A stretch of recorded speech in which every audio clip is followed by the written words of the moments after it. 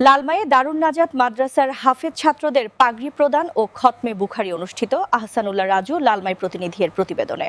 কুমিল্লা জেলার লালমাই উপজেলার হরিশচর চৌরাস্তা সংলগ্ন অবস্থিত স্বনামধন্য দ্বীনী শিক্ষা প্রতিষ্ঠান দারুন নাজাত মাদ্রাসার হাফেজ ছাত্রদের পাগড়ি প্রদান ও খতমে বুখারি ৩রা জানুয়ারি শনিবার দুপুর ২টায় মাদ্রাসা প্রাঙ্গণে মাদ্রাসার শিক্ষক শিক্ষিকা, অভিভাবক, ছাত্রছাত্রীদের অংশগ্রহণে অনুষ্ঠিত হয়েছে। হাফেজ ছাত্রদের পাগড়ি প্রদান ও খতমে বুখারিতে প্রধান মেহমান হিসেবে তাফসির পেশ করেন হযরত মাওলানা আল্লামা জিকরুল্লাহ খান সাহেব।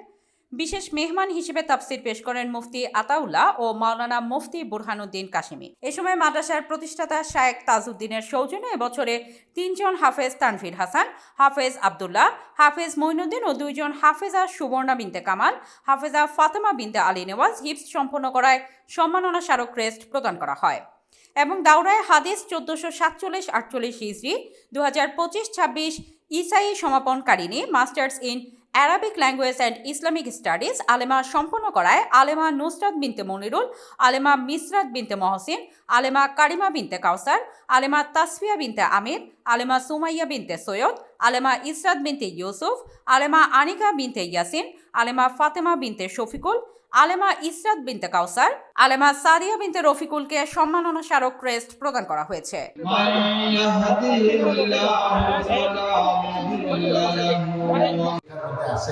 সেই পর্যন্ত সে পৌঁছে গেছে, বুখারী শরীফ সহ হাদিসের কিতাবগুলো পড়েছে। জন্য দোয়া করব, আল্লাহ তাআলা যেন তাদেরকে দ্বীনের জন্য কবুল করেন, দ্বীনের জন্য কবুল করেন। আমরা প্রত্যেকে দোয়া করি আল্লাহ তাআলা যেন এই মাদ্রাসাকে কবুল করেন, এই প্রোগ্রামকে কবুল করেন।